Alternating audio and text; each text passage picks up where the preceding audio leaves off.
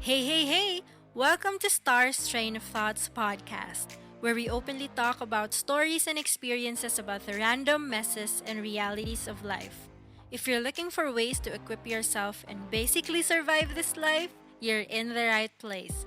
I'm Star Encarnacion, your host.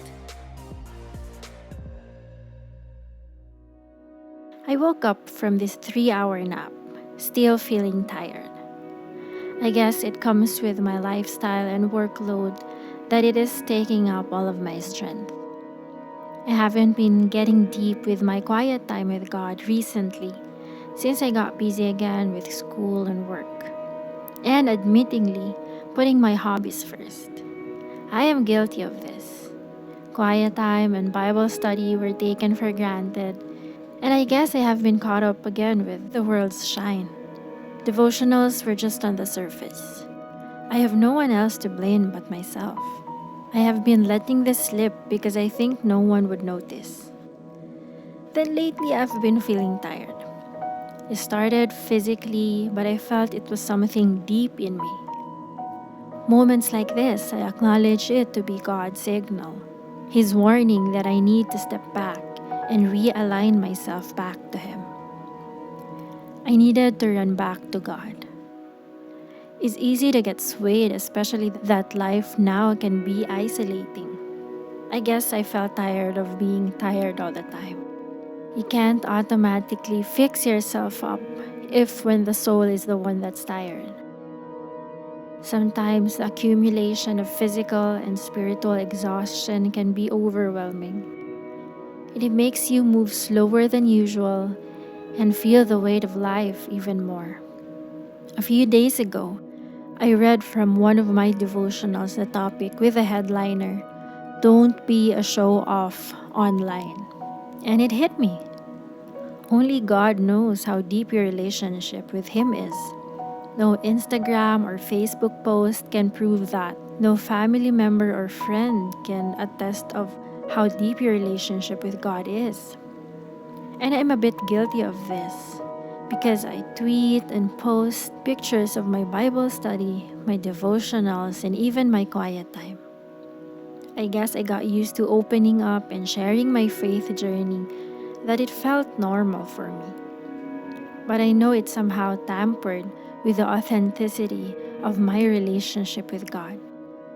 It made my communion with God less real. My content creation journey made me feel obliged to share everything. But this is what I needed. This was just a wake up call that I needed. The most important thing for God is the heart and the intention. And I needed to remind myself of that again. It says in Matthew 6, verse 1, "Watch out. Don't do your good deeds publicly to be admired by others, for you will lose the reward from your Father in heaven." I also came upon this phrase that hit me, where it says, "You can't be in the moment while you're trying to capture the moment." Our thirst for social media and people's acceptance distracts us from truly focusing our minds and hearts on God and to the time we spend with Him. We would not be able to hear Him if we constantly turn our attention to our social media feed and content. There is always a time for everything.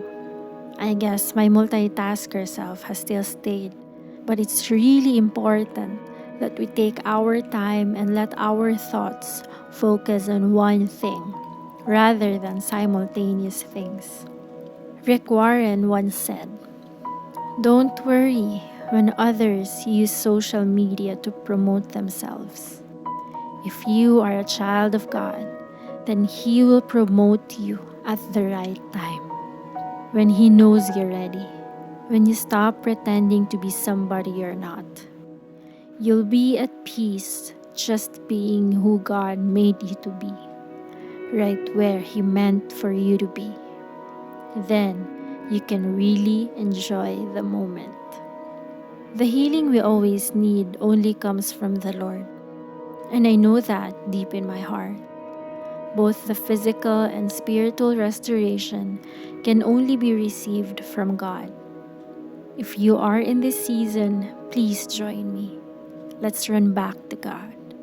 He is the only source of healing. He is the only one who can fill us up. Let us remove the guilt. We can be honest with Him, for He already knows. Jesus already won it for us. So let's get back on track and live for Him.